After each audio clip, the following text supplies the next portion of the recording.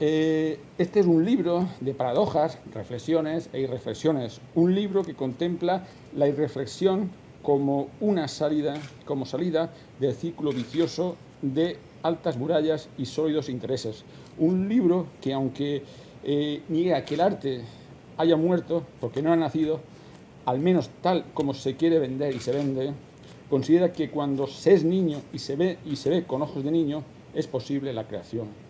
Un libro tremendamente fácil y a la vez tremendamente complicado o difícil de entender, como quizás como el mismo arte, con la misma complejidad que tiene el arte.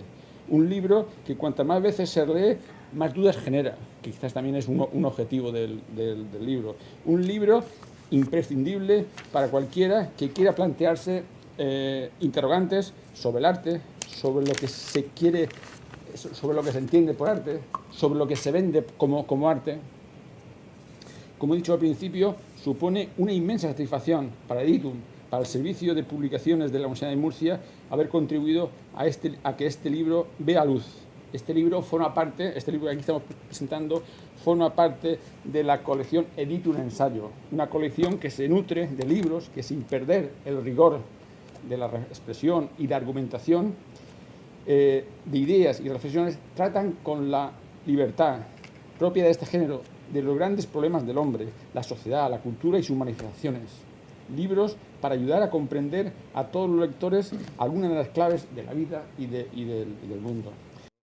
Bueno, cayó en mis manos. Yo conozco a Pedro Alberto Cruz muchos años, desde que Marcelino marcó el gol a Yassin, a la imbatible araña negra. Desde entonces nos conocemos, pero siempre lo conocía ligado a Maritini.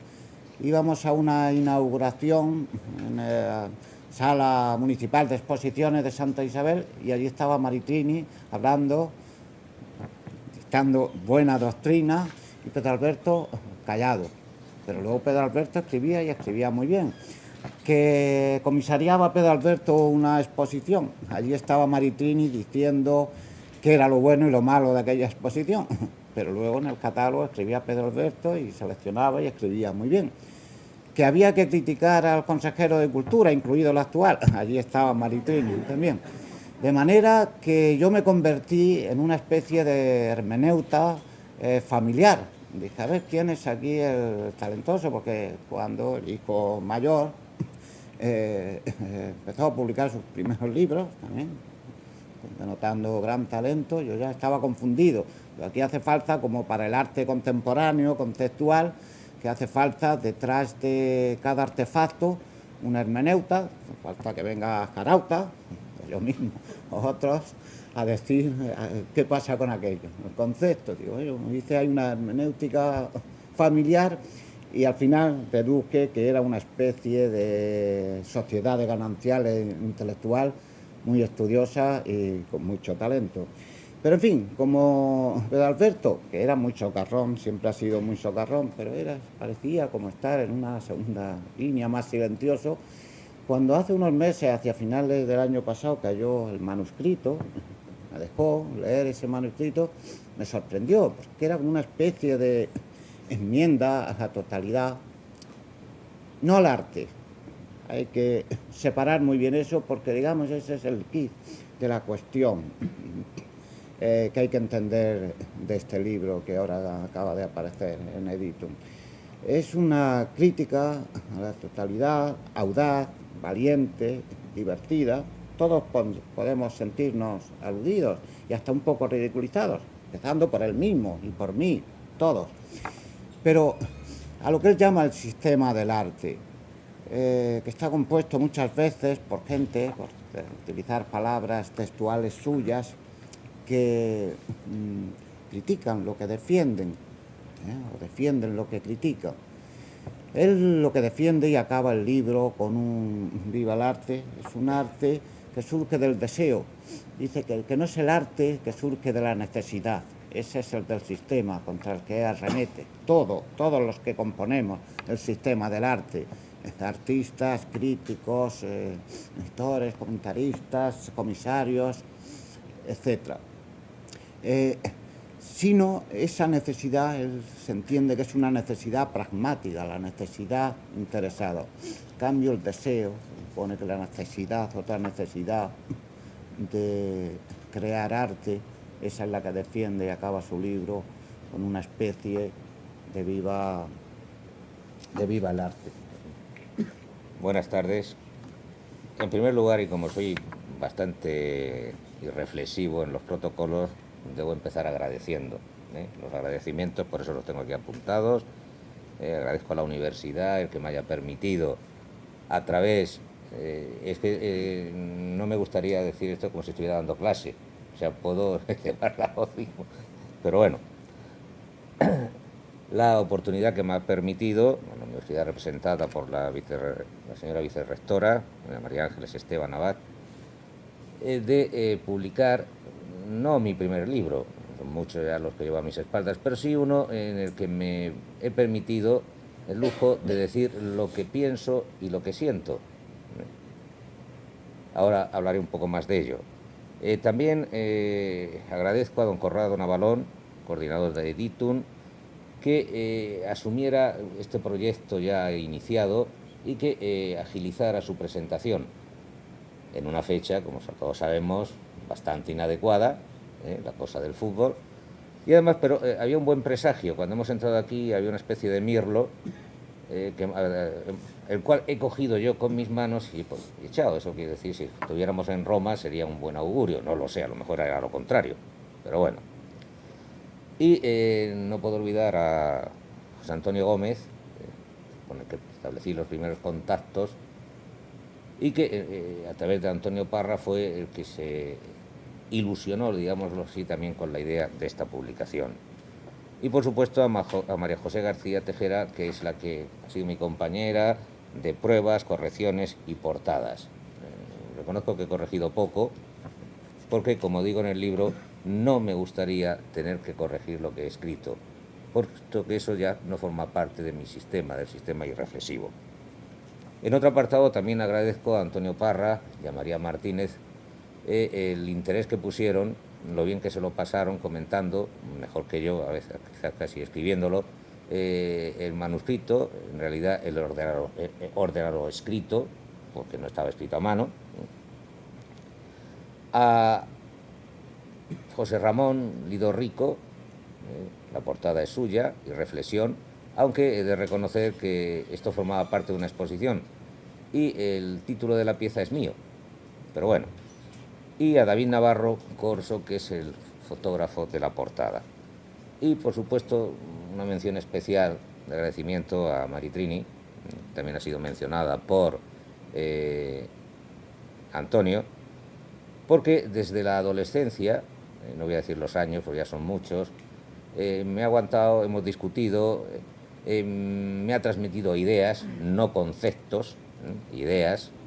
Yo critico el concepto tal como se entiende en este libro. Y, como dice Antonio, es algo que ni se puede separar con agua hirviendo. No digo nada más.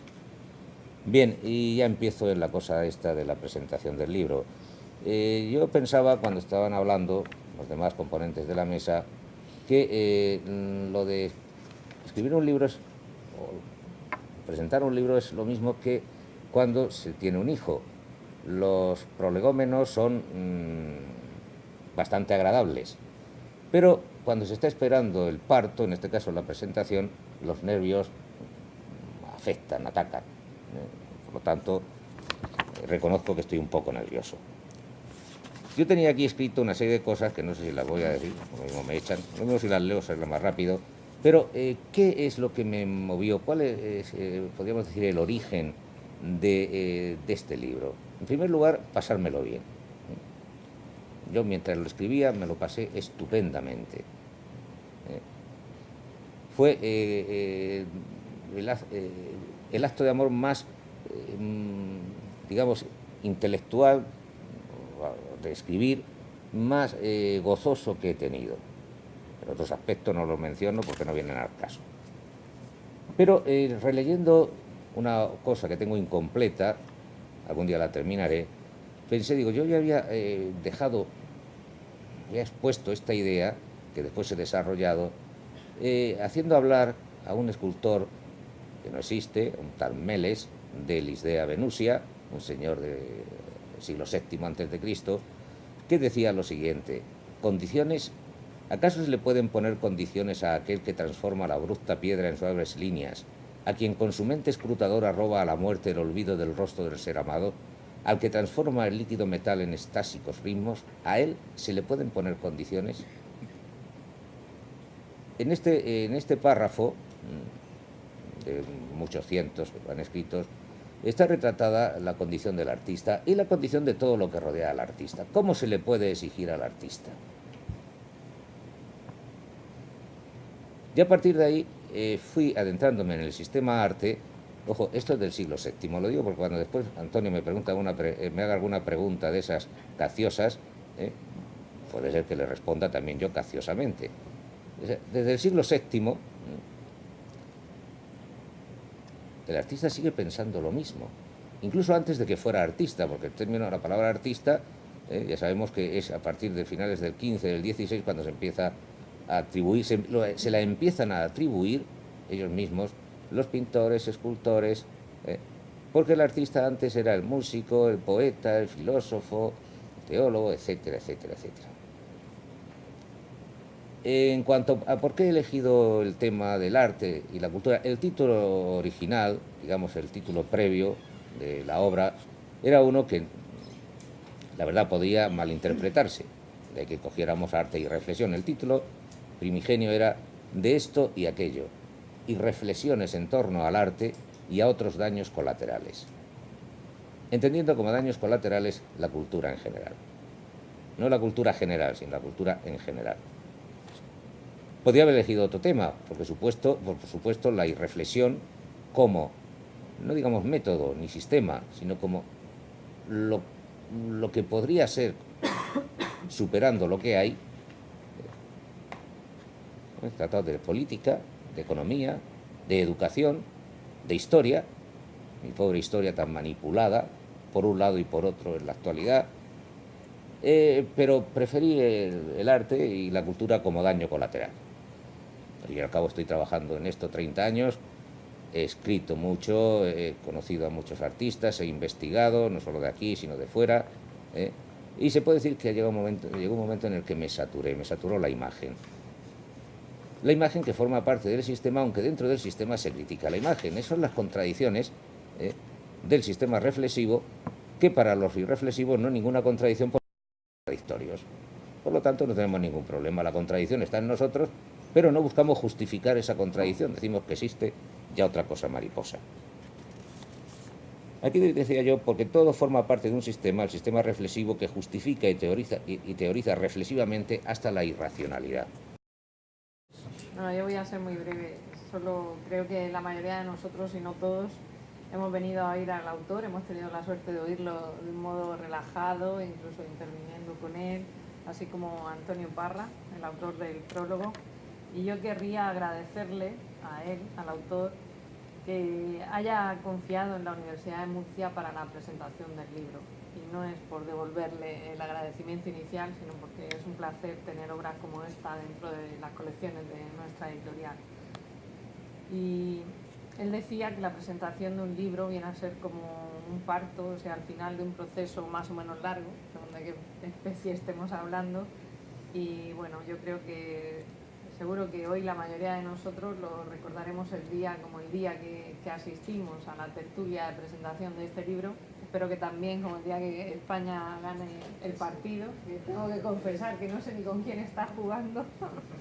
Pero bueno, por acabar ya, pues animarles a que lean el libro y sobre todo a que sigan viniendo a la Universidad de Murcia, que es su casa. Muy buenas noches. Y que gane España.